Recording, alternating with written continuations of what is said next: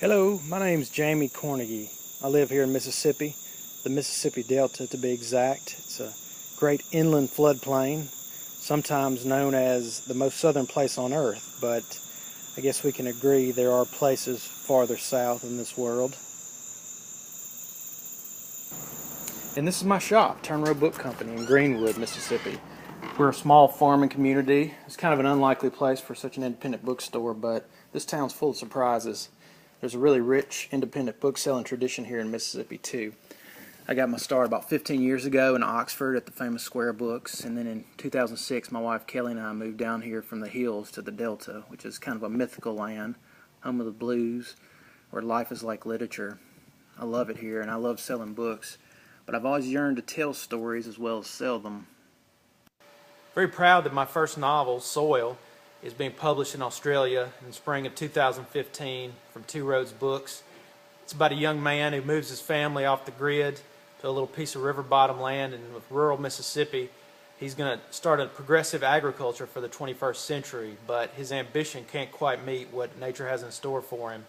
So when a dead man washes up in his field, he kind of flips his lid. He intends to cover up this crime as if he's perpetrated it.